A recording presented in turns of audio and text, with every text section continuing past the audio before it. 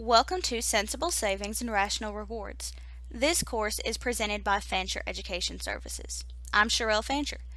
This video is part one of a multi-part series and covers shopping smart before you ever clip a single coupon. It is recommended that you purchase the booklet or one of the couponing kits that contain the booklet so that you have all of the information covered immediately at hand, but it isn't required. Now, if you do have the booklet, your first page looks like this. When you open it up, you'll find my copyright notice.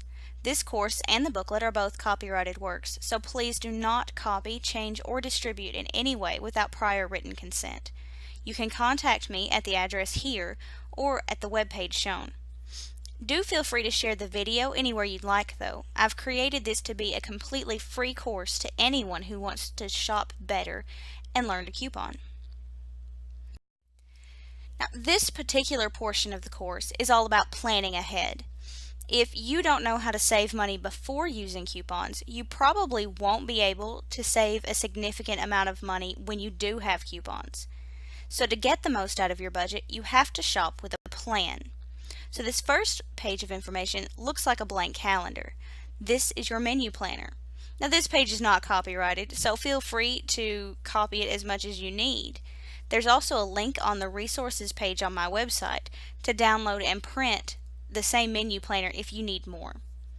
Now, menu planning does not need to be an elaborate affair at all. Just jot down ideas for what you'd like to cook, or have to cook, depending on how you feel about it, and then flesh it out a little bit. Now, I don't really like to go to the store for big shopping trips more than once every couple of weeks, so I do try to plan 2 weeks ahead. And as you can probably tell, I'm not a very creative cook, though I am getting better at it by using the food stamp cookbook that I have linked on the resources page. These are quick, inexpensive, easy meals that anybody can do on any budget, and it's helping me be a little more creative.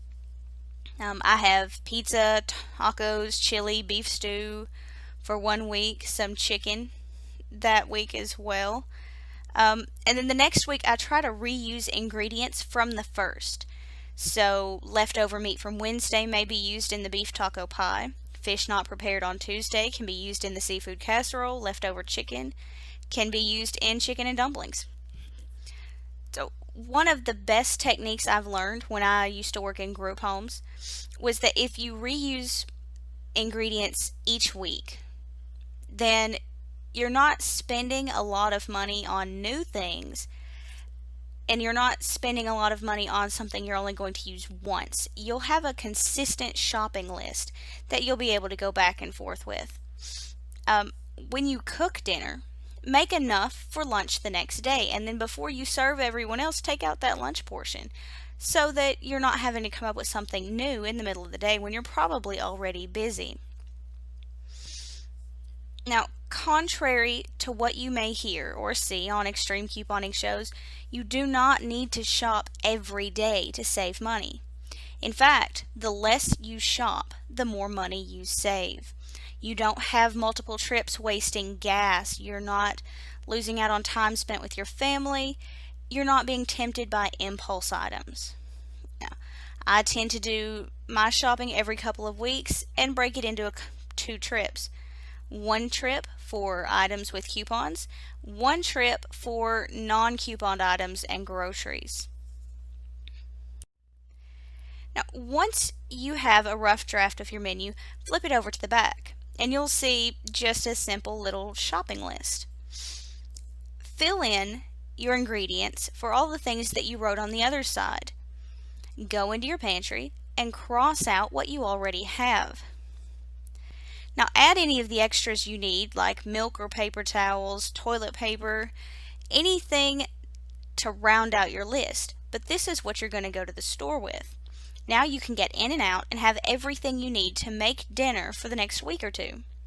Now I use this same method and can usually come out at spending $300 to $400 a month to feed my family of 4.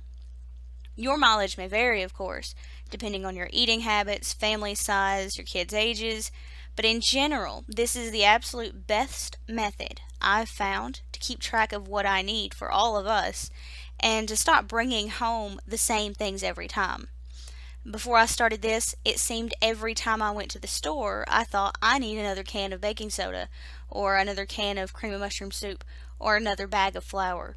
Those three things I came home with every time I went shopping, and I've got a stockpile I don't really need.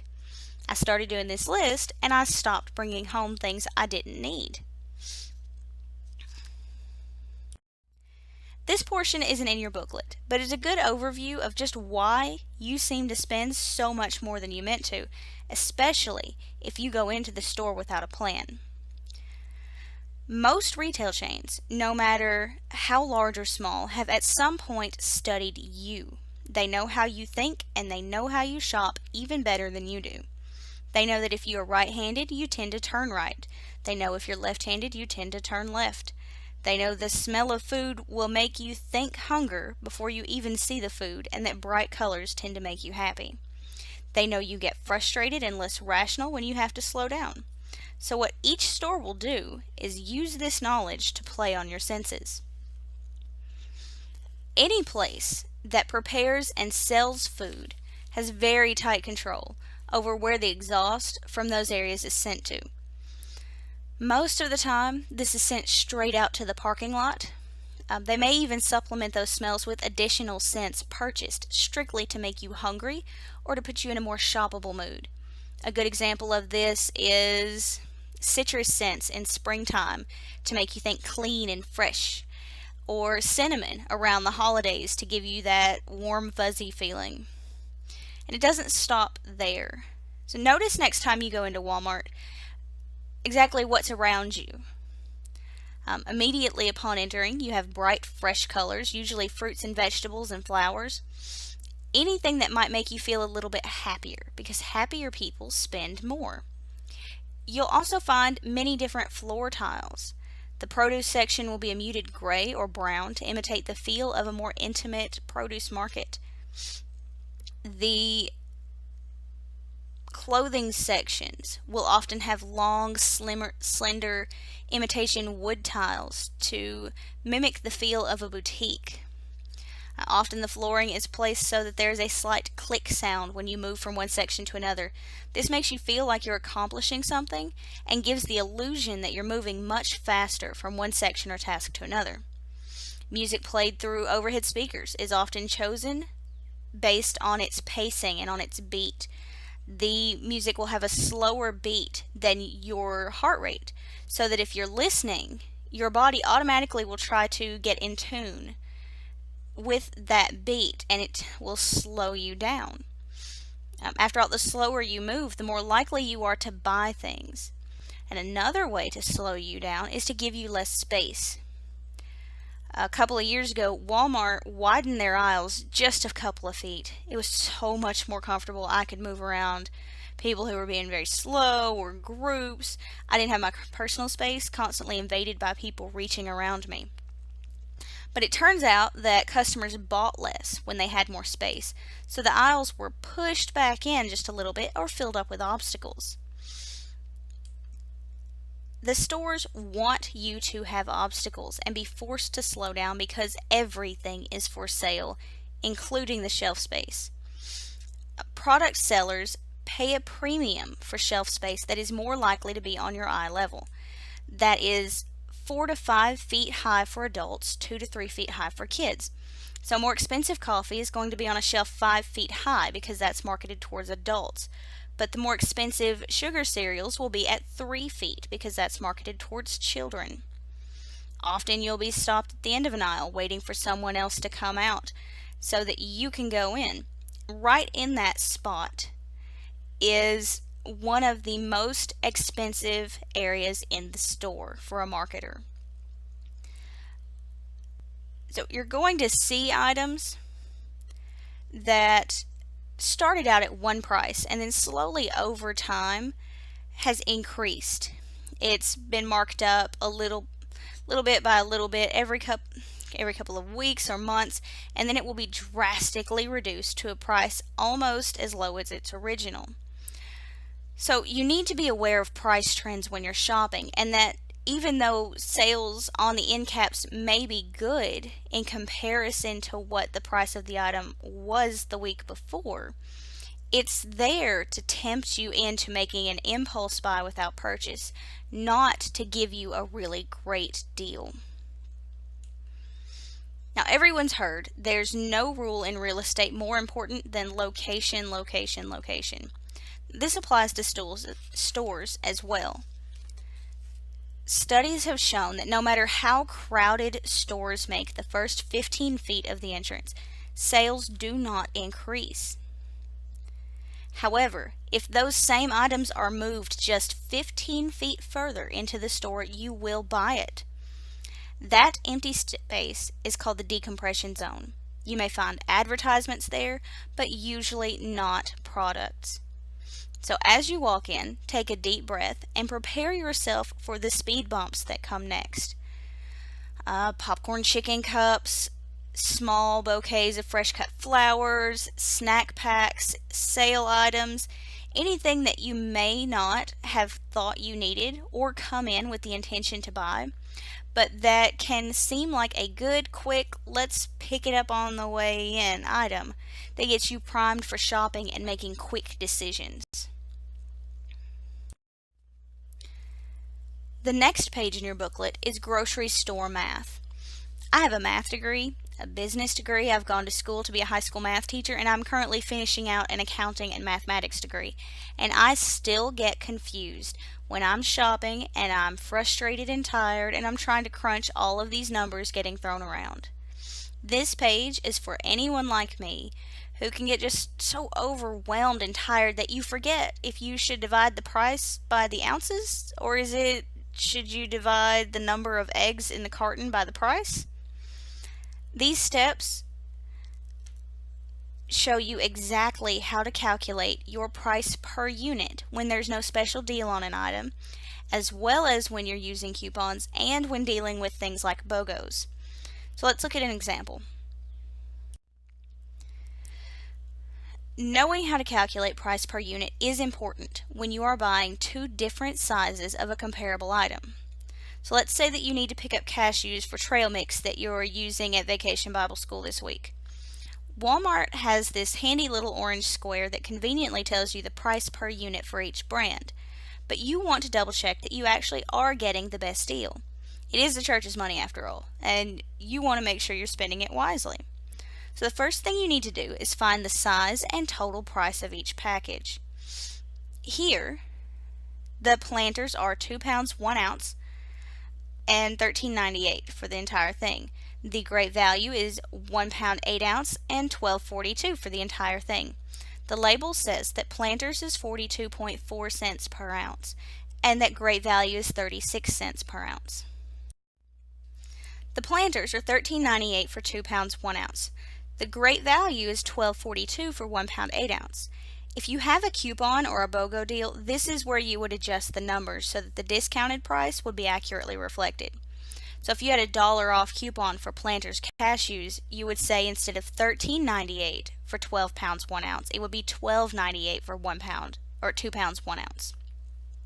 But I don't have a coupon in this example. We're just going to keep it pretty simple.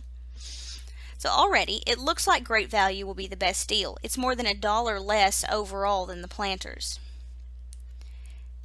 Next, convert to common units. Ounces alone are a lot easier to divide by than pounds and ounces.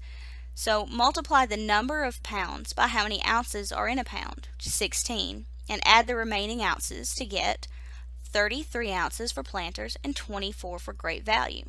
This is a pretty big difference, and the Great Value is starting to not look like such a good deal anymore. Now divide your price by your units and you'll see that Planters is 42 cents per ounce, but Great Value is 51 cents per ounce. It's now clear that at base, Great Value is more expensive than Planters, and if you're buying quite a bit for something like Vacation Bible School, you aren't getting the value the label indicated.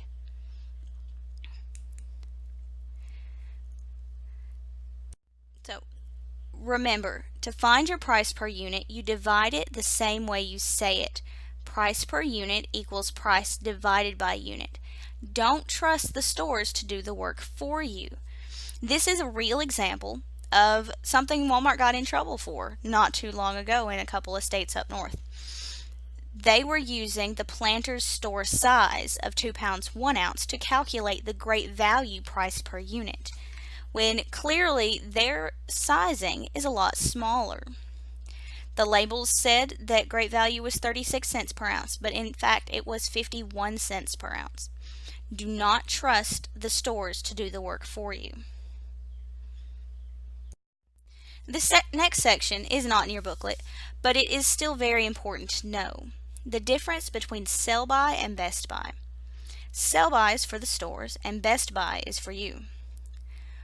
When you purchase a food item, you reasonably expect it to be good for a week or so after you get it home. Nobody purchases $300 worth of groceries expecting to eat it all in one day, unless you're having a party or you have a couple of teenage boys. For the most part, though, you buy something, you expect it to be good for at least a week. To accommodate this, stores have taken the last day an item can be expected to be good and subtracted 7 from it. This way, nothing that will spoil sooner will be sold. Best by is exactly what it sounds like. It is the date that the item will no longer be best. In the case of meat, ground beef, the carbon monoxide gas used to create that red look in prepackaged meat that's been sitting out for a while, it oxidizes. It'll mix with air and it turns brown. This is one of the reasons that I am a huge advocate of finding a meat market and purchasing your meat there, or find a local store that purchases meat from a butcher. Places like Walmart and other national chains do not tend to have quality meat. They pump it full of fillers, they have preservatives, they treat it with this carbon monoxide gas. It's just not good. That is nowhere more clear than when you go into the store and you can watch meat that has been out for days and days and days all of a sudden turn brown because the package has been poked. In the cases of items like yogurt, the texture may begin to feel less smooth and more gritty. It'll still be good, it's not spoiled, but it's just not as appealing as it was intended to be in the first place. Now, Best By does apply when an item is unopened. Once the item is opened, use within the guidelines on the package, usually 5 to 7 days. The differences between Best By and Sell By is pretty important when you are bulk buying. To help you stock up, I've included a guide that gives you a rough estimate of how long you can store items. These are conservative guidelines that I've pulled from a couple of different government websites. Generally speaking, air, moisture, and pressure is bad. Pop biscuits, milk, soda, those will all explode if you store them under pressure. So with anything like that, you want to pop the biscuits, remove about a quarter of your gallon of milk or a cup, wrap it in saran wrap and store in a freezer appropriate container, a freezer bag or one of those freezer Ziploc boxes. Keep in mind that many items like yogurt or fruit will change texture after thawing. So those are best when stored to use in cooking and not when stored to be eaten later as a snack. Your next page is one where you can keep track of the prices of your favorite or most commonly used items. I have a hard time accurately memorizing every single item I buy, so I'll write down the non-sale price. It'll look like milk, Aldi, $2.75 a gallon. This way, if I'm in Walmart or Dollar General and they have a sale on store brand milk, 2 for $6, I'll know that for me, this is not really a great deal. It won't matter to me that this single gallon is on sale for $3 because it's still cheaper at Aldi every day. If I'm not writing this down, however, it can be really deceiving and I'll think, wow, $3 for a gallon milk, that sounds pretty good. So I do recommend that you write down the items you use most often. However, if it is a store-specific item, don't waste space on it. Like, I only use 4health brand dog food for my dogs. That is a Tractor Supply brand that I can find nowhere else because it's their store brand. I'm not going to write that down on my paper because I know I can't go to another store to buy it, and I'm not going to find another dog food that I can use, and I'm not going to compare those prices because this is brand and store specific items. This is the end of part 1. The next section covers apps that help you save even more on groceries, online resources, and store rewards programs, among other things. So thanks for listening, and leave any questions or comments below.